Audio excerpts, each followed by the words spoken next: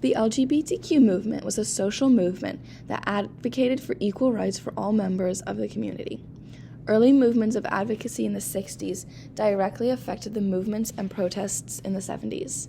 Without these early advocacy groups, the protest for equality for the LGBTQ community would never have started. The movement began to gain traction in the early 60s due to other social reform movements, including the African American movement. Members of society began to use nonviolent protests in order to gain equal rights and spread awareness about the discrimination towards African Americans.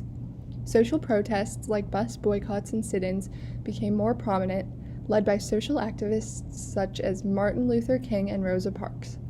Therefore, members of the LGBTQ community also discriminated against in society became inspired to speak up and advocate for equality in both society and legislation. The space race was a competition between the United States and the Soviet Union to achieve space-related achievements. It began in the mid-1950s when the Soviet Union launched the first satellite into space, and ended in the early 1970s when the United States landed astronauts on the moon for the first time. Overall, the space race generated a sense of nationalism and pride for the U.S. Pop culture was also affected, with a new wave of space-related movies and art.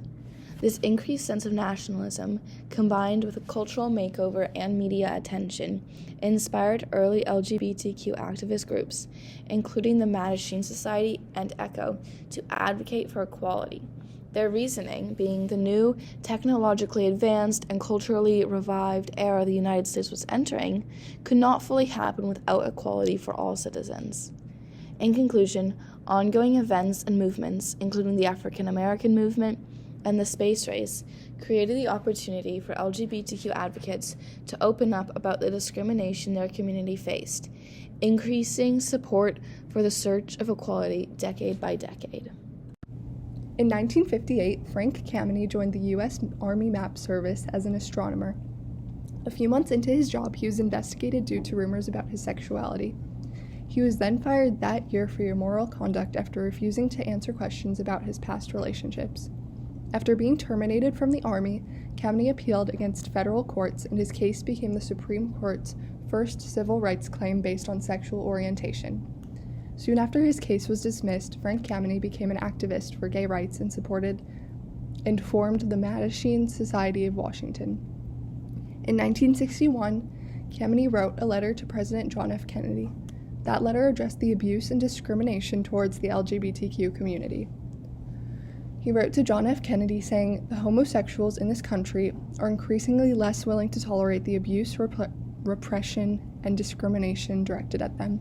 The intended audience of this letter is significant because it showed that advocates for LGBTQ rights appealed to the federal government for intervention. Inspired by other movements gaining federal recognition and updated legislation, they did the same. During the 1960s, early activist groups began to form, thanks to other activism movements paving the way for them. The Mattachine Society gained prominence in the early 1960s, and their objective was to legalize homosexuality. While they had a headquarters in San Francisco, they had supporters and members all over the United States. The Mattachine Society held conventions where they promoted equality and spread awareness. They were also famous for publishing The Ladder, a nationally distributed magazine that targeted gay women and promoted pride for their community. This magazine, a 1966 issue, contained a survey that attempted to detail the experience for a member of the LGBTQ community in society. It contained questions related to the actions of the society as well as experiences with family acceptance. The intended audience of this primary source is significant because it shows firsthand the experience of a gay woman in the 1960s.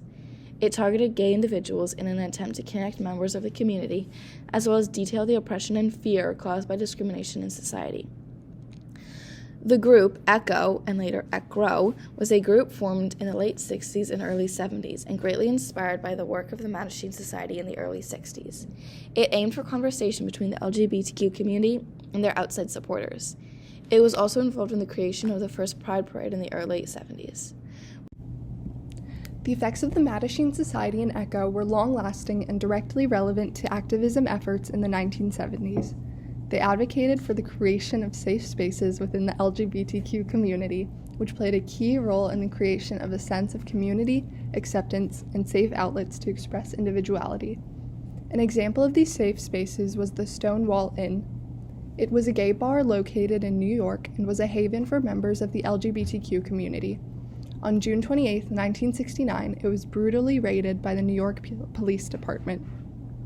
However, instead of shutting down permanently, as was the common response to police intervention, advocates led protests, cementing the Stonewall riot as a symbol of strength and perseverance of the LGBTQ community. During the 1970s, there were multiple cases of police brutality in Boston that arose. A specific example of this is in 1978, when Boston police arrested 103 gay men in the Boston Public Library. In 2 weeks in March, police arrested men on charges ranging from indecent exposure to, quote, open and gross lewdness, end quote, a felony. These 103 arrests were specifically set by police disguised as plainclothes officers that were enticing men to break the law. Only one of the 103 men was found guilty, but his conviction was also overturned eventually. With this incident, Boston's gay community came out and came together. A young attorney named John Ward saw a new possibility for justice, and he founded GLAAD, Gay and Lesbian Advocates and Defenders. GLAAD's first case by John Ward was Doe v. McNiff, which charged Boston Public Library and police officials with violating the civil rights of a man arrested at the library, but later found not guilty. This case took about a decade to resolve. In the recording from American Archives on Public Affairs, Gay Arrests in Boston, there are multiple letters read from different state representatives who were in support of the LGBTQ movement. Over time, protests led to action, and the LGBTQ community and its allies grew. This created more acceptance and overall opportunities for members of the LGBTQ community. Despite the growth, members of this community are still fighting for equality today. That's how you end a documentary.